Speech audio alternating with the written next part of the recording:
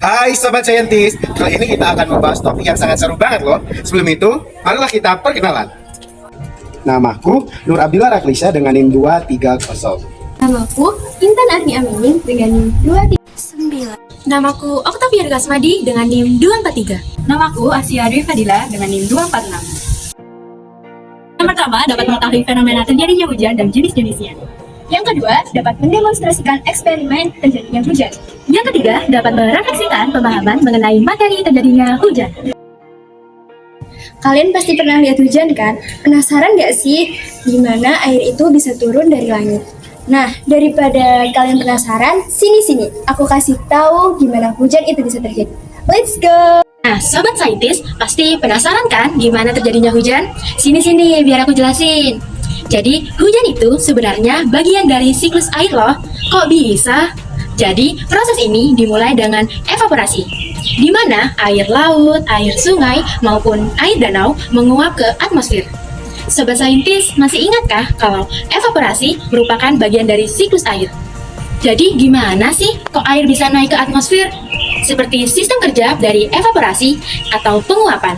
Jadi, sinar matahari memanaskan air di permukaan bumi seperti laut, sungai, dan danau. Nah, panas itu menyebabkan air berubah menjadi uap dan naik ke atmosfer. Kira-kira setelah naik ke atmosfer, apa yang terjadi?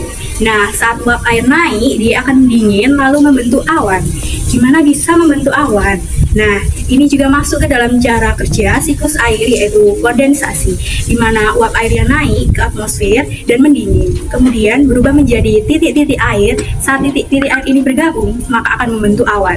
Semakin banyak titik air yang terbentuk, awannya akan semakin tebal dan menggelap. Ketika awan ini menjadi cukup besar dan berat, maka tidak bisa lagi ditahan oleh arus udara di dalam awan, sehingga jatuhlah mereka sebagai hujan. Nah, dalam siklus air, peristiwa ini disebut dengan presipitasi. Jenis-jenis hujan. Yang pertama ada hujan zenital, terjadi di daerah tropis disebabkan oleh pemanasan matahari yang sangat kuat. Yang kedua ada hujan frontal, terjadi saat dua massa udara dengan suhu yang berbeda bertemu. Nah, yang ketiga ada hujan orografis, atau terjadi saat udara yang mengandung uap air dipaksa naik oleh gunung, sehingga kondensasi dan hujan terjadi. Untuk memperkuat pemahamanmu, yuk kita lakukan eksperimen. Siapkan air panas di dalam gelas kaca, kemudian piring kaca kecil dan es batu.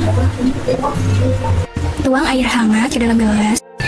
Kemudian masukkan es batu ke dalam piring kecil. Lihat air panas menguap atau melakukan evaporasi. Es batu prinsipnya seperti kondensasi, di mana dia seperti awan. Lalu dari es batu tersebut muncullah titik-titik hujan atau yang dinamakan presipitasi.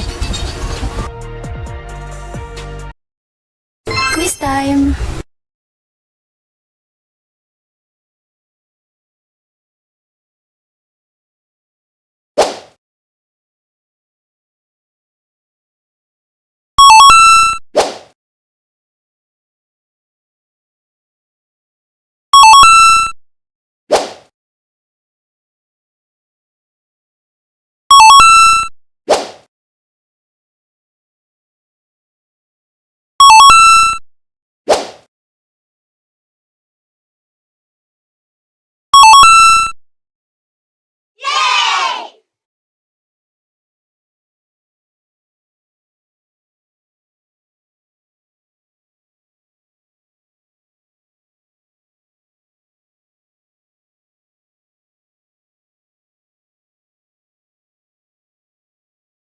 Nah, itu tadi penjelasan singkat dari kita. Gimana nih? Udah gak penasaran lagi kan? Gimana hujan itu bisa terjadi? Sampai jumpa di pembahasan seru selanjutnya.